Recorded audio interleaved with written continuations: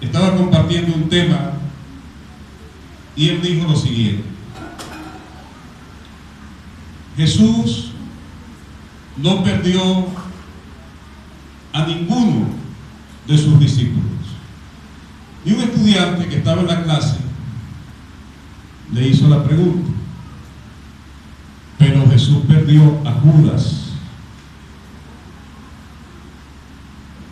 Y el profesor le respondió: pero Judas nunca fue realmente un verdadero creyente. Siempre fue un cristiano nominal, un cristiano de nombre. Ahora yo tengo una pregunta. ¿Cuánto tiempo estuvo Judas con el Señor Jesucristo? Los que conocen el ministerio de Jesús, ¿cuántos años estuvo con él? 3 años aproximadamente. ¿Escuchó todas sus enseñanzas? Sí. ¿Comió con él? ¿Durmió cerca de él? ¿Anduvo con él? ¿Echó fuera demonios? No saben. ¿Por qué duda? Hombres de poca fe. Echó fuera demonios, sanó enfermos y todo lo demás. Yo creo que lo único que Judas no hizo, bueno, aparte de lo que hizo fue traicionarlo, lo único que yo creo, estoy convencido, tengo mis razones para creer que lo único que no hizo fue compartir la cena del Señor. Tengo mis razones para creer que en el Evangelio, o en los Evangelios, perdón, la narrativa de los Evangelios, tengo argumentos para creer que Judas no estuvo en el momento en que Jesús compartió la cena con sus discípulos, sino que él salió a traicionarlo. ¿Por qué cuento esta historia? Porque tenemos que diferenciar, mis amigos y mis hermanos, si nosotros somos verdaderamente creyentes, seguidores de Cristo, o estamos en ese camino, o estamos cerca, o realmente pudiéramos estar engañados. Porque Judas, si hubiera tenido la oportunidad de haber ido a una iglesia, hubiera ido a una iglesia. Hubiera escrito su nombre en el libro de membresía de una iglesia. Si echó fuera demonios, y ahorita le voy a presentar esto por el cual digo esto, echó fuera demonios, sanó enfermos, predicó el Evangelio, ¿por qué la Biblia lo llama el hijo de perdición en uno de los salmos del Antiguo Testamento? Y el llamado hijo de perdición nos muestra que nunca realmente recibió, creyó en Cristo como su Señor y Salvador. Y si hubiera tenido la oportunidad de pasar toda una vida en una iglesia, lo hubiera hecho. Pero al final, de la misma manera, hubiera traicionado su creencia. A diferencia de Pedro, ustedes recuerdan que Pedro también traicionó al Señor 3 veces, por cierto, y lo negó hasta con maldición. Judas no negó a Jesús con maldición, Pedro sí lo hizo. Pero al final Pedro fue confrontado y se arrepintió de su pecado y volvió otra vez a servir al Señor. Judas nunca se arrepintió. Y la razón por la cual nunca se arrepintió de su pecado es porque nunca fue creyente. Nunca fue creyente. Vamos a orar para compartir este tema que le he puesto el nombre de la vida según nuestra identidad en Cristo. Y esta es una serie que voy a empezar a trazar a partir de hoy. La vida según nuestra identidad en Cristo. Y esto va a servir para los que tenemos un tiempito ya caminando con el Señor. Señor, para los que están comenzando a caminar, para los que todavía no saben lo que es el cristianismo. Vamos a orar. Padre, agradecemos tu cuidado y tu misericordia en el día de hoy. Confesamos que somos sin ti de ningún valor. Y solo en ti tenemos el valor verdaderamente legítimo, el más alto valor. Permite que tu palabra pueda entrar a nuestros corazones en el día de hoy, esta mañana, y que pueda ser desafiante para nuestras vidas. En el nombre de Jesús. Amén. Le invito por favor a buscar el Evangelio según San Lucas, capítulo 10, versículo 17 al 20. Este fue un interesante viaje misionero de 70 seguidores de Jesús. Y por supuesto, dentro de esos 70 encontramos a Judas, porque fueron también los 12 apóstoles que fueron en ese viaje. Y dice la palabra en el verso 17 que los 70 hermanos volvieron con gozo. ¿Cuál era el gozo que ellos estaban expresando? Señor, aún los demonios se nos sujetan en tu nombre. ¿Se da cuenta? Judas echó fuera demonios. ¿Y cuál fue la respuesta de Jesús? Oye, les felicito, eso es lo que ustedes tienen que hacer. Jesús le dice, yo veía al diablo caer del cielo como un rayo. Eso tiene un significado que no voy a explicar. No tenemos tiempo para eso. Pero voy a esto. El verso 19, el Señor les dice, yo les he dado a ustedes el poder de hollar serpientes y escorpiones. Y estaba usando una figura para decir que los discípulos tenían el poder de echar fuera demonios, de obrar sanidades, milagros, etc. Y tendrán fuerza sobre toda, poder sobre toda fuerza del enemigo y nada les dañará. De esto se ha abusado, ¿saben? Hay personas que agarran una culebra y tientan a Dios. Como la Biblia dice que nada nos hará daño, agarran a esa culebra venenosa y terminan muertos. Porque han tentado a Dios. Una cosa es creer en el poder de Dios y otra cosa es tentar con el poder de Dios. Verso 20. Pero no se regocijen, es decir, no se alegren de que los espíritus se les sujetan. Oye, ¿cómo no me voy a alegrar de eso, hermano? ¿Cómo usted no se va a alegrar de que usted echó fuera un demonio y el demonio salió fuera? Que usted oró por un enfermo y el enfermo fue sanado.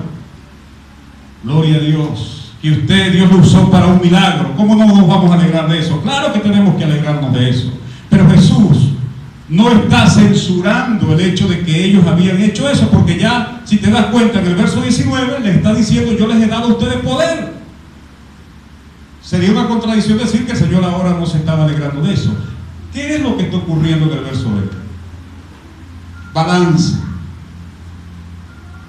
Vamos a ponerle un nombre, balance.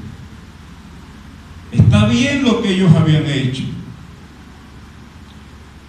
pero no había el verdadero enfoque por el cual habían hecho eso. Y por eso Él les dice, más bien alégrense, más bien gócense, que sus nombres están escritos en los cielos. Pónganle ustedes cualquier título a eso, libro de la vida, qué sé yo, libro de la vida eterna, yo no sé, pónganle cualquier nombre, pero el hecho es que Él estaba diciendo a ellos, ustedes alégrense por su salvación, a su nombre, de eso alégrense. Es decir, está bien que nos llenemos de alegría por las cosas que observamos, que Dios hace a través de nosotros, pero el Señor está poniendo un balance. gozo mayor, el enfoque correcto, la vida cristiana, ¿dónde está centrada? Una pregunta para todos, especialmente para los que tienen un tiempito más en el Evangelio. Espero que usted esté en el Evangelio y no que el Evangelio haya pasado por usted, porque muchos están en la iglesia, pero el Evangelio ha pasado por ellos. Una pregunta para todos. Óigame bien. ¿Qué es primero? ¿La esencia de lo que somos en Cristo o el propósito por el cual vivimos para Cristo? ¿Qué es primero? ¿La esencia de lo que soy en Cristo Jesús o mi propósito por el cual tengo que servir a Dios? ¿Quién me ayuda?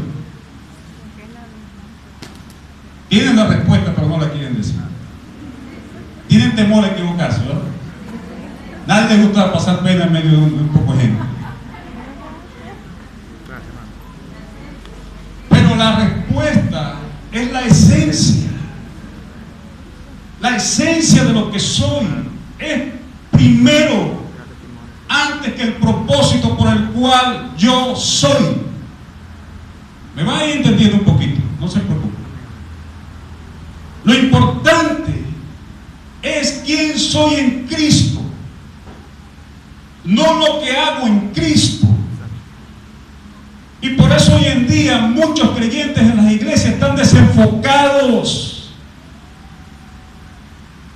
por ese activismo frenético de hacer cosas para Dios y han perdido de vista la esencia de lo que soy en Dios. Y lo que yo soy en Dios es de mayor valía que lo que yo puedo hacer para Dios. ¿Usted cree que Dios tiene algún problema? Y no quiero que eso suceda con ninguno de nosotros. No se asuste por lo que voy a decir. Bueno, debería asustarse, pero no se asuste. ¿Usted cree que Dios tiene algún problema de pasarle el switch a alguno de nosotros?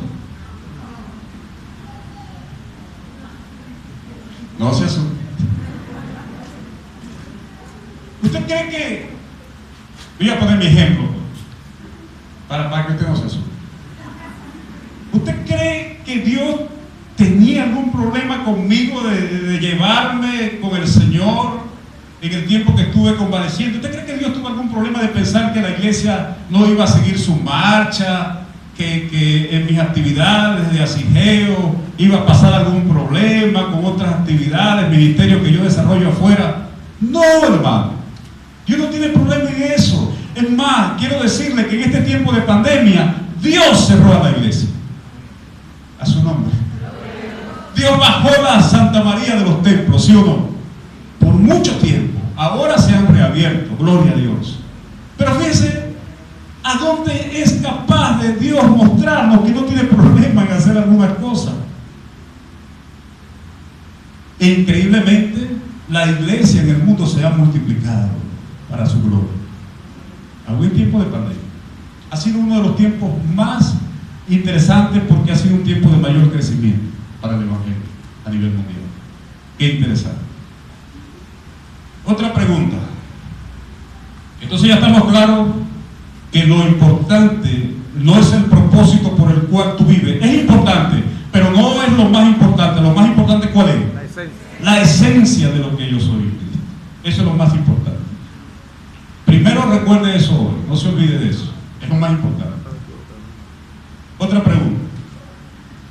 Si tú estuvieras conduciendo un carro, un vehículo, y vas por un camino peligroso, ¿quién te gustaría que conduciera ese vehículo? ¿Tú o Jesús? ¿Y por qué muchos se comportan como que son ustedes los que están conduciendo el vehículo y Jesús va de pasajero?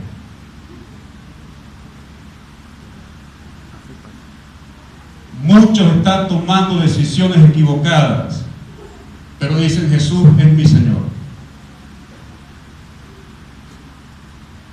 Muchos quizás pudieran estar hoy en día a punto de meter la pata mañana lunes. Jesús es mi Señor. Entonces Jesús va de conductor o va de pasajero. No se ponga bravo conmigo, por favor.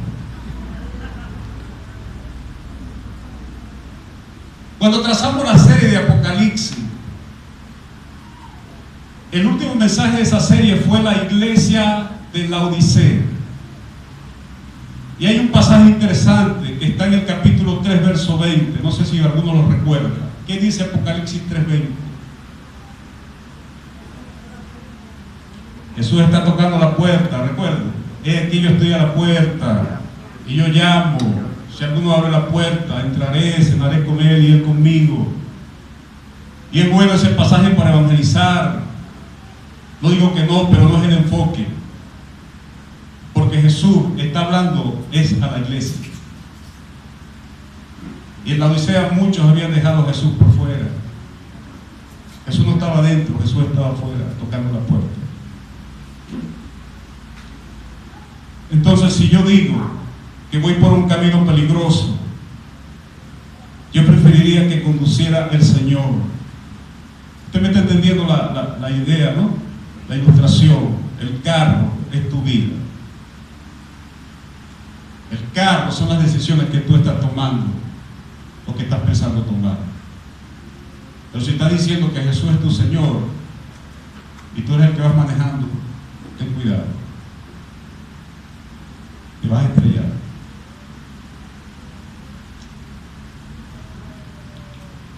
Lucas 10, 17 a 20 nos muestra un hecho interesante, poderoso. Jesús quiere que descubramos y que no olvidemos quiénes somos en Él. Porque eso es lo que define a partir de allí toda una serie de cosas increíbles. Increíbles.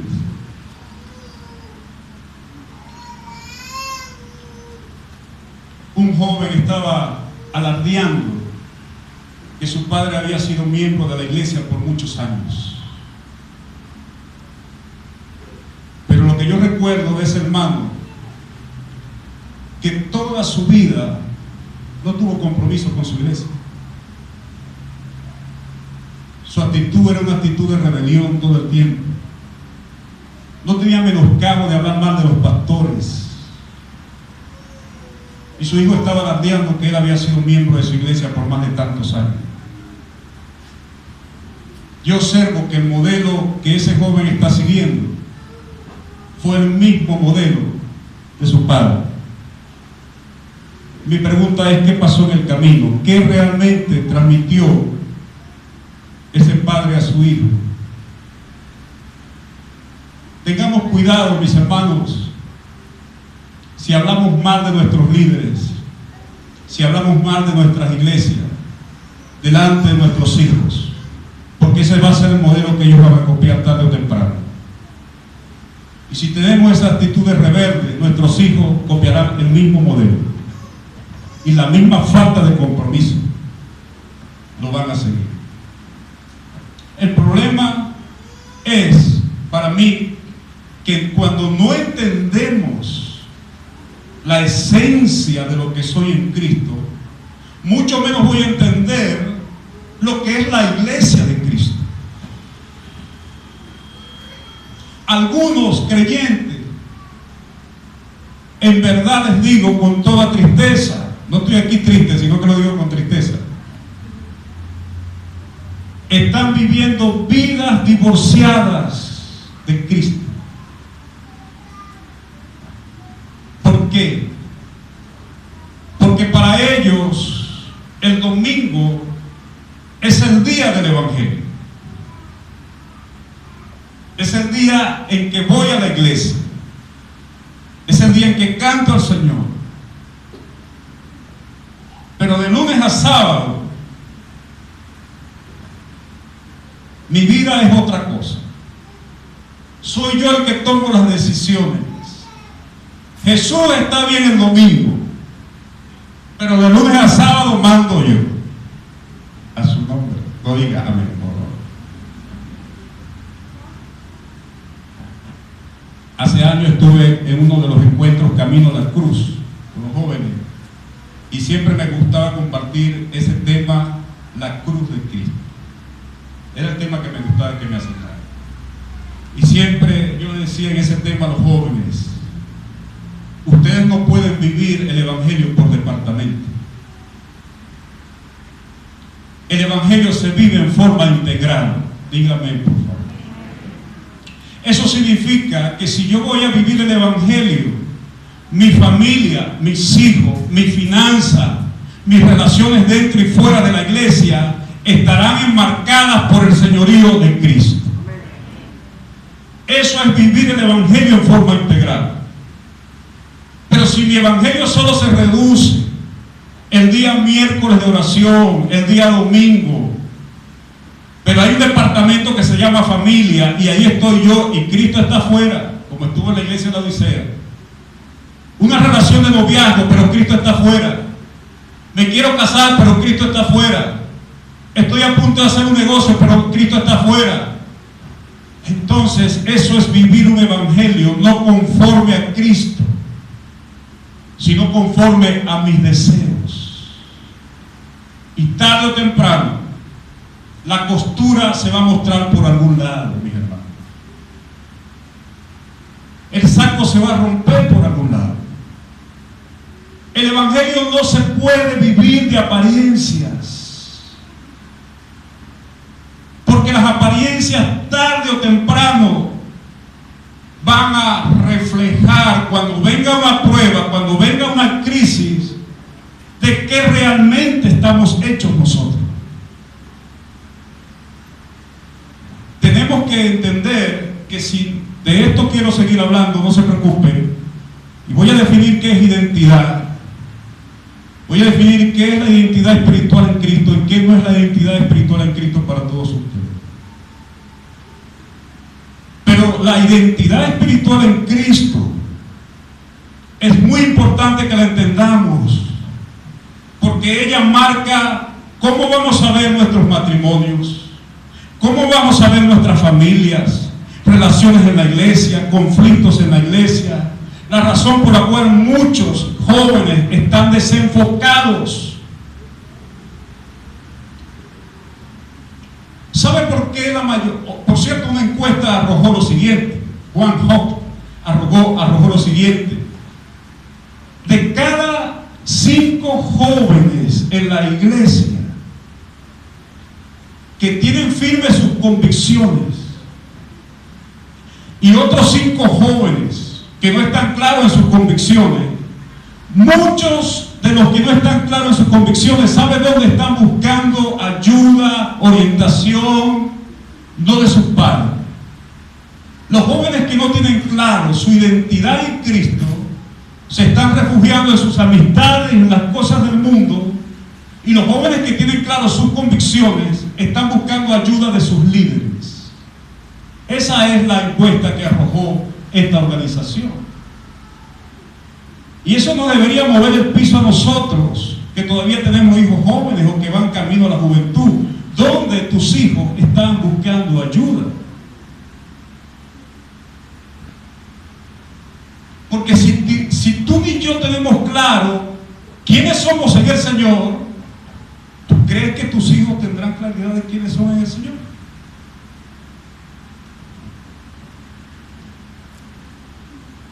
Una pregunta. Hoy estoy muy preguntón.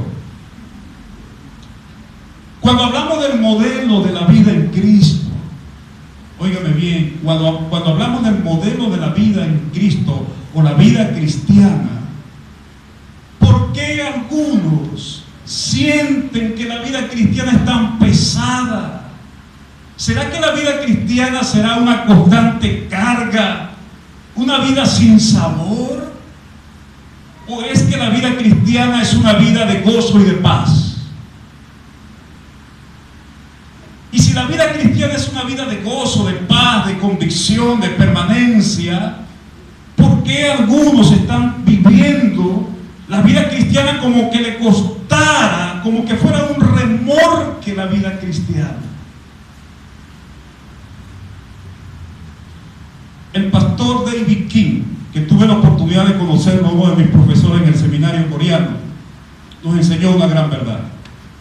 Nos dijo a los estudiantes: La vida cristiana es altamente difícil vivirla. Y después agregó, yo diría que imposible vivirla. ¿Y por qué es tan difícil vivirla? Le voy a explicar luego por qué. Pero quiero que mire lo siguiente. Cuando perdemos de vista, óigame bien, abra sus oídos, especialmente los que creen esta verdad en Jesucristo. Cuando perdemos de vista quiénes somos en Cristo, hacemos cosas de quienes no son en Cristo. Se lo voy a decir otra vez. Cuando tú pierdes de vista quién eres tú en el Señor, cuál es tu identidad, vas a hacer cosas que desagradan al Señor porque estás desenfocado de quién eres en el Señor. Por eso muchos están buscando refugio en la moda, en la cultura, en relaciones ilícitas, porque han perdido de vista quiénes son en Cristo.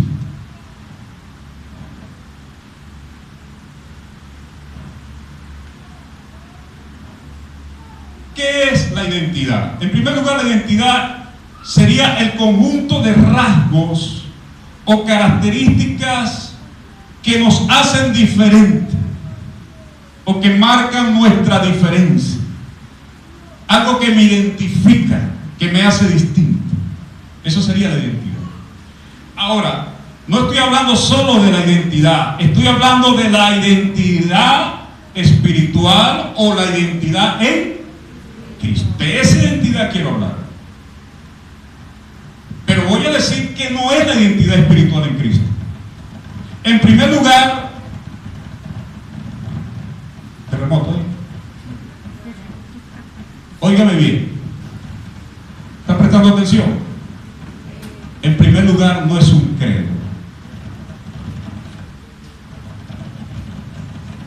No es un credo. Sí.